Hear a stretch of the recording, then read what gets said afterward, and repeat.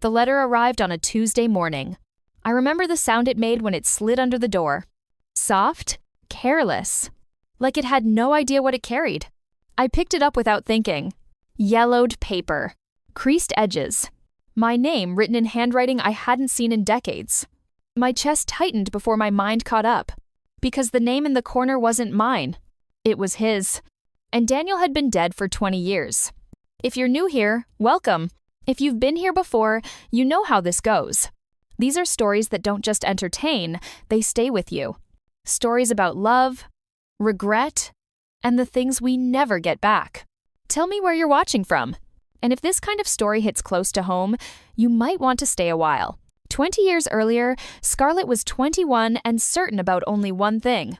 Daniel, he wasn't rich. He didn't have connections. But he looked at her like the world made sense when she was in it. He wrote letters instead of texts. Long ones. Pages filled with plans, promises, and a future he believed was already theirs. Scarlet kept them hidden under her mattress. She read them at night with a flashlight, smiling quietly so no one would hear. In those letters, she wasn't a daughter under rules. She was a woman being chosen. They planned to leave town together. One bus ticket each? A shared backpack. A life that started somewhere no one knew their names. The night before they were supposed to run, Scarlet's father came into her room unannounced. He didn't raise his voice. He didn't need to. He held the letters in his hand. Every single one of them. He read them slowly. Then he walked outside. Scarlet followed him barefoot, heart pounding. He burned them in a metal drum behind the house. One by one, pages curling, ink disappearing. Then he turned to her and gave her the choice. Forget Daniel, or lose your family forever. That same week, Daniel disappeared. No calls, no letters, no explanation. Scarlet waited. Days turned into weeks. Weeks turned into months. People talked. They always do. Some said he got scared. Others said he found someone better. Eventually, even waiting felt foolish. So Scarlet stopped. She married someone safe. Someone approved. She built a life that looked complete from the outside. Children, routine, stability. But every year, on the same date, her chest tightened for reasons she never explained. Now she was 40. The house was quiet in a way it never used to be. Her children were grown. The noise had moved out with them. And the past was standing in her hands. The letter was dated 2 decades ago. The ink had faded. The paper smelled old. I sat at the kitchen table and stared at it. My hands wouldn't stop shaking. Part of me didn't want to know. I opened it anyway. If you're reading this, it means I finally found a way to reach you. My breath caught. The words felt heavy. Not dramatic. Not angry. Just tired. Your father said you never loved me. That you were ashamed of me. I didn't believe him. Until you stopped writing. My vision blurred. Not from tears yet. From something worse. Understanding. I could hear his voice in my head. Calm. Hopeful. Breaking quietly. He wrote that he waited. For months. Then years. He wrote that he kept sending letters. Again and again. To the same address. None ever reached me. In the final paragraph, the handwriting changed. Uneven. Weak. I'm sick now. The doctor says I don't have much time. If I'm wrong, if you still love me, please write back. I stopped breathing, because stamped across the bottom of the page, in a different ink, were words that shattered everything I thought I knew.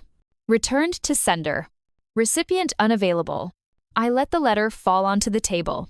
The sound was dull. Final. Like something closing. I sat there for a long time without moving. The house didn't notice. The clock kept ticking. Morning light shifted across the floor like nothing had changed. Daniel died believing I never cared.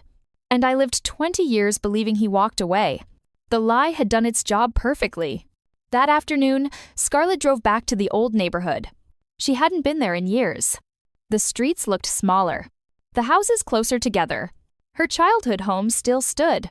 Same paint. Same gate. Different silence. She parked across the road and stayed in the car longer than necessary. Memory pressed in from every side. The drum where the letters burned. The door that closed behind Daniel forever. She finally stepped out. Her father answered the door slower than she remembered. Age had bent his back, softened his face, but his eyes still carried authority. He looked surprised to see her, then guarded. They sat in the living room where nothing had been rearranged. Time had passed, but not moved. She placed the letter on the table between them. Didn't speak at first. He didn't need explanation. His shoulders sagged the moment he saw the handwriting. "I never meant to destroy your life," he said. His voice wasn't defensive. It was tired. He admitted everything. The intercepted letters. The lies told with certainty. The belief that time would erase what he had done. He said he thought Daniel would move on. That Scarlet would forget.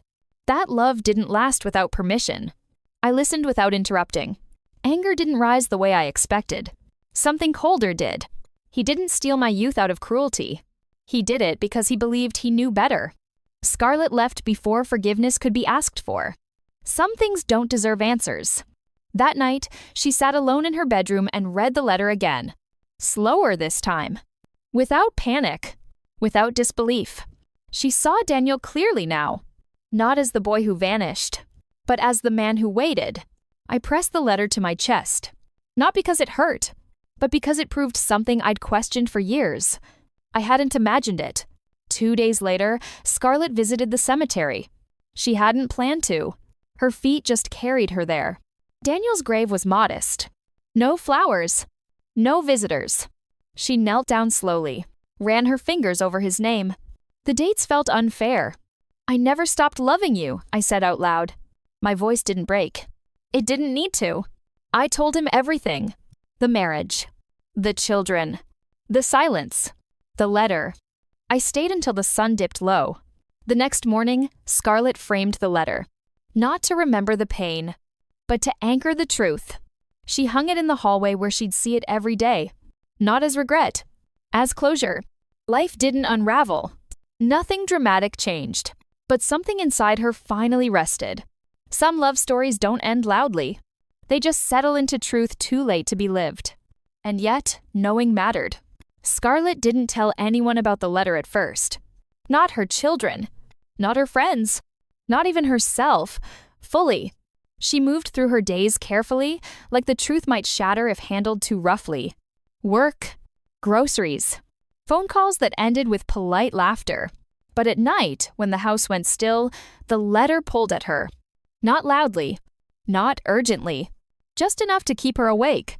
She began to notice the quiet places where Daniel still lived. The first crack came when her daughter visited. Older now, independent. Observant in ways children only become after they leave home. They sat in the living room drinking tea. Talking about small things. Jobs. Rent. Plans. Her daughter's eyes drifted to the hallway. To the frame. To the handwriting. "What's that?" she asked. Scarlet hesitated. Just a moment too long. She didn't lie. She didn't explain everything either. She said it was a letter from someone she loved a long time ago. Someone important. Someone she never got to say goodbye to. Her daughter didn't push. She just nodded slowly, like she understood more than Scarlet expected. Later that evening, alone again, Scarlet realized something unsettling. The letter wasn't reopening old wounds. It was exposing ones that never healed. She had spent 20 years being reasonable, responsible, acceptable, and none of it had been chosen freely. Take a second here. Scarlet waited until Sunday evening to open the bundle. Is holding you. The house was quiet again. These are the kinds of stories we tell on this channel that doesn't interrupt. Quiet. She spread the letters across the dining table. If you haven't subscribed yet, now's a good time. Handwriting. Scarlet began going through old boxes the next weekend. I told myself I would stop for anything specific. I didn't. Just following instinct. In the back of a closet, beneath winter coats, she found a familiar notebook. Her own handwriting. Younger. Messier. It was a journal she hadn't opened since her early 20s. She sat on the floor and opened it. Page after page confirmed what the letter already told her. She had loved him deeply, fearlessly. She had written about the bus tickets, the meeting point, the certainty that he would be there. Then the entries stopped. Abruptly. Mid-sentence? She remembered that day clearly now. The waiting. The humiliation of standing alone. The decision she made never to wait like that again. I thought I was protecting myself. I wasn't. I was burying something alive. The following week, Scarlet received a call she didn't expect. It was from a number she didn't recognize. A woman's voice. Careful. Measured. She introduced herself as someone who once lived next door to Daniel. Someone who had found Scarlet's name among his belongings years after he passed. She said she'd been meaning to reach out, but didn't know how. The timing felt unreal. They met at a small cafe on the edge of town. Neutral ground. No memories attached. The woman was older than Scarlet expected. Kind eyes. Nervous hands. She explained that Daniel had never married. Never moved far. Never stopped talking about Scarlet. She slid a small bundle across the table. More letters. Unsent. Unopened. Scarlet didn't touch them right away. Scarlet walked home instead of driving. The letters pressed against her chest in her bag. She didn't open them that night. Or the next. Some truths need time to breathe before they're faced. But one thing had already changed. The story she told herself for 20 years was gone. And in its place was something heavier. But honest, Scarlet waited until Sunday evening to open the bundle. The house was quiet again. The kind of quiet that doesn't interrupt. She spread the letters across the dining table. Different dates. Same handwriting. Careful. Persistent. I told myself I would stop after one. I didn't. The first letter wasn't angry. It wasn't desperate either. Daniel wrote about his days. Work that barely paid. Evenings spent waiting for footsteps that never came. He said he kept replaying their last conversation, looking for signs he'd missed. A warning he ignored. I know you'd tell me the truth, he wrote. If you could. My chest tightened at that line. Another letter followed. Then another. Time moved forward on the page even though nothing changed for him. He wrote about trying to move on. Failing quietly. Trying again. He mentioned seeing Scarlet once. From across the street. She was laughing. He didn't approach her. He said he didn't want to become a regret she had to face. That sentence stayed with me longer than the rest. The last letter was shorter. The ink lighter. The handwriting uneven. Daniel didn't mention his illness directly. He talked instead about acceptance. About learning when to let go without understanding why. He ended it simply. No matter what you were told, you were loved honestly. I closed my eyes after reading that. Not because it hurt, because it settled something that had been restless for decades. The next morning, Scarlet called the woman from the cafe.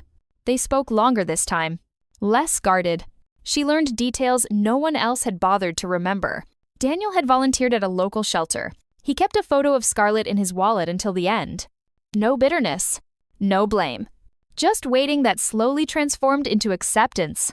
I thanked her more than once. Not because she owed me anything. Because she returned a piece of the truth. Scarlet didn't confront her father again. She didn't need to. Understanding had replaced the need for answers. Some damage doesn't require punishment to be real. She donated the remaining letters to a local archive. Not to forget, but to let the story exist outside her alone. Love didn't disappear because it was hidden. It just waited where it was left. That evening, Scarlet stood in the hallway and looked at the framed letter again. The house felt different now. Not lighter. Clearer. I finally understood something I couldn't at 21. Love doesn't end because it's denied. It ends when the truth is buried forever. And mine wasn't. The weeks that followed didn't bring dramatic changes. No sudden decisions. No late confessions. Just a slow shift in how Scarlet occupied her own life. She noticed how often she had apologized without reason. How often she deferred. How often she chose peace over honesty. Daniel's letters hadn't rewritten her past. They reframed it. Scarlet began doing small things differently. She declined invitations she didn't want. She spoke plainly when asked how she felt. She stopped explaining herself. Her children noticed first. Not because she told them, but because she seemed present in a way she hadn't been before. There was no bitterness in her. Just clarity. I wasn't reclaiming lost time. I was finally standing in the time I had left. One afternoon, Scarlet returned to the bus station. The old one. The place that once held a future that never arrived. It had been renovated, modernized, stripped of memory. She stood near the platform where she once waited. Alone. Young. Certain. I didn't cry. I didn't need to. That girl had already done enough of that for both of us. Scarlet didn't believe in signs. But that day, a bus pulled in late, delayed by reasons no one bothered to announce. People complained, checked their watches, moved on. She smiled quietly. Some delays don't destroy journeys. They change who arrives. That evening, Scarlet wrote a letter of her own. Not to Daniel, not to anyone who would read it. She wrote to the version of herself that waited, the one who believed silence meant rejection, the one who learned to survive by shrinking. I told her the truth she never heard. You were chosen. You were loved. You were never abandoned. She didn't keep that letter. She folded it carefully, then let it burn in the fireplace. Not out of anger, out of release. The past didn't need to be carried anymore. It had already taught what it could. Months later, Scarlet hosted a small dinner. Friends, laughter, noise that filled the house again. The framed letter still hung in the hallway. Not as a wound, as a witness. I walked past it once more that night. And for the first time, I didn't feel loss. I felt gratitude. Some love stories aren't meant to be lived fully. They're meant to be known. If this story stayed with you, don't let it end here. Subscribe to the channel, like the video, leave a comment and share your thoughts. These stories only live when we stay connected. Time didn't rush Scarlet after that. It moved at its normal pace. Days stacking quietly, weeks blending into routine. But something subtle had shifted in how she carried herself. She no longer flinched at silence. She no longer filled gaps with explanations. I noticed it most when I was alone. The quiet no longer accused me. One afternoon, Scarlet received a package with no return address. It wasn't large, just a thin box, carefully taped. Inside was a photograph she had never seen before. Daniel stood outside a bus station, younger than she remembered him, smiling but uncertain. On the back, a date. The same day she waited and eventually walked away.